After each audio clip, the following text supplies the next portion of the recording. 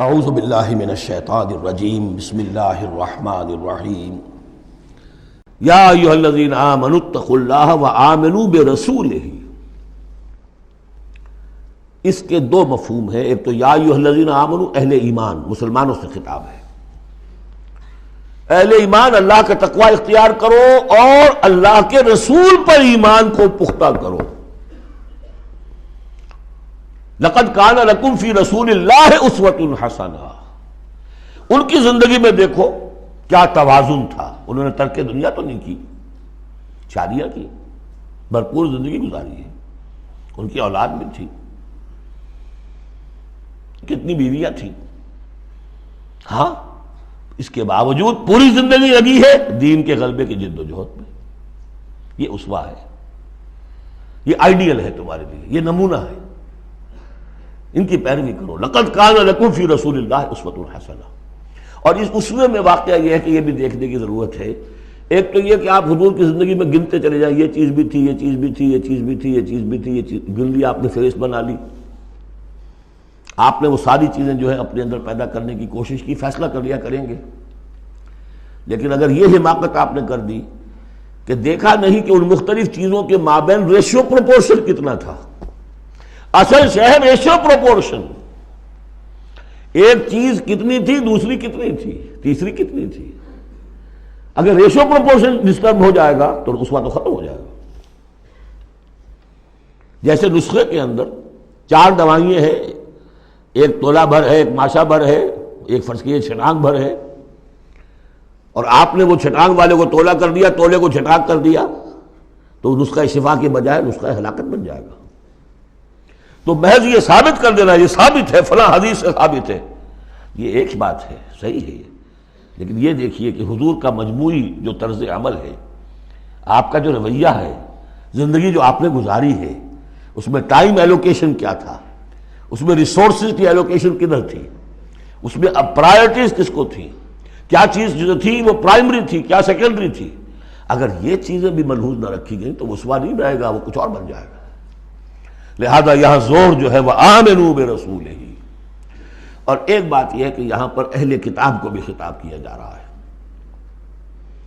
کہ ان میں سے بھی جن لوگوں کے دلوں کے اندر ابھی کوئی رمق تھی ایمان کی، سابقہ ایمان کی، ان کو پکار کر کہا جا رہا ہے یا ایھا الذین آمنوا اتقوا اللہ وآمنوا برسولہ۔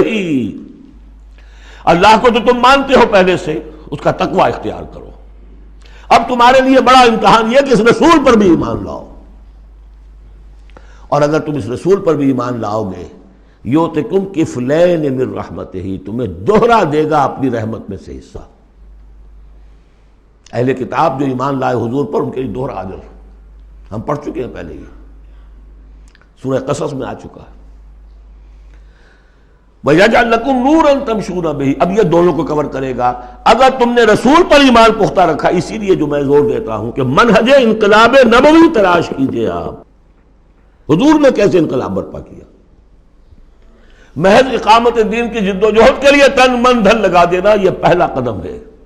اللہ مجھے اور آپ کو توفیق دے کہ ہم اس کا فیصلہ کریں، پھر مرحلہ آئے گا کس طریقے پر کریں۔ وہ منہج اگر انقلاب نبوی کا نہیں ہے، خلاف پیمبر کسے راہ گزید کہ ہرگز بمنزل نہ خواہد رسید۔ اگر پیغمبر کے راستے سے ہٹ کر کوئی راستہ اختیار کیا، کبھی منزل تک نہیں پہنچ سکو گے۔ لہذا آمنوا برسولہ، جتنا یقین ہوگا کہ جائیں جاست، آپ کو معلوم ہے جہاں ذرا گمان ہوتا ہے کہ یہاں تیل ہے، کروڑ ہاں ارب ہاں روپیہ جو ہے وہ وہاں پہ ڈرلنگ کے اندر، تلاش کے اندر لگا دیتے کہ نہیں؟ یقین ہو کہ جائیں جاست، اصل شے ہے سیرت محمدی صلی اللہ علیہ وسلم، اصل شے ہے طریق محمدی صلی اللہ علیہ وسلم، منہج و منہاج محمدی صلی اللہ علیہ وسلم۔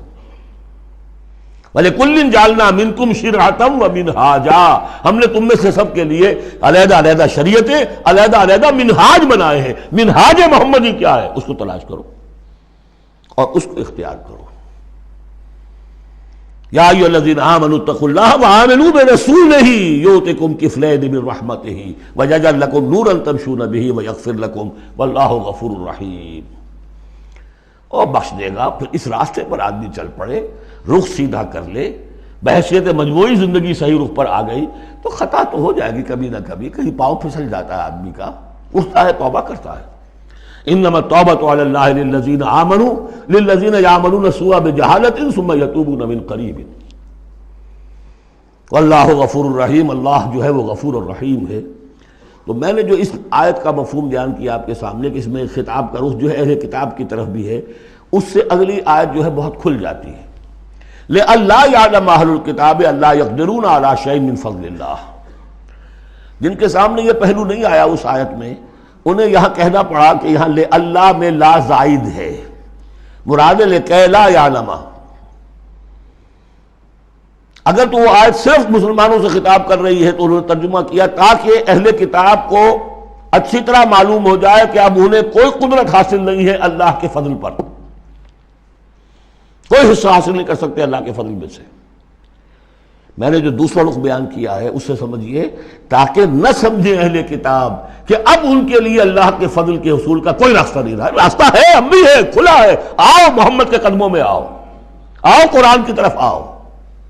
جیسے سورہ بنی اسرائیل میں ہم نے کہا تھا عسیٰ ربکم ان یرحمکم وان عدتم عدنا وجعلنا جہنم للکافرین حصیرا، اب بھی تمہارا رب تم پر رحمت کرنے کے لیے تیار ہے۔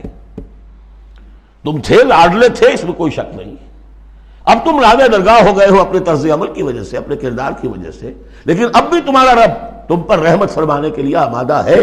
عسیٰ ربکم ان یرحمکم وان عدتم عدنا۔ اور اگلی آیت کیا ہے؟ ان ھذا القرآن یہدی للتی ہی اقوم، رحمت خداوندی کا شاہ درا اب یہ قرآن ہے، یہاں سے داخل ہو۔ یہاں بھی وہی فرمایا جا رہا ہے اب بھی فضل کا راستہ کھلا ہے تمہارے لیے، اللہ کا فضل جو ہے ابھی کھلا ہے، آؤ لئلا یعلم اہل الکتاب، تاکہ نہ یہ سمجھیں اہل کتاب اللہ یقدرون علی شیء من فضل اللہ کہ اب تو فضل اللہ کے فضل میں سے ان کے لیے کچھ بھی حاصل کرنا ممکن نہیں۔ وَأَنَّ الْفَضْلَ بِيَدِ اللَّهِ يُؤْتِيهِ مَن يَشَاءُ، فضل اللہ کے ہاتھ میں ہے، وہ جس کو چاہتا ہے دیتا ہے۔ وَاللَّهُ ذُو الْفَضْلِ الْعَظِيمِ، اور اللہ بہت بڑے فضل والا ہے۔ صدق اللہ العظیم۔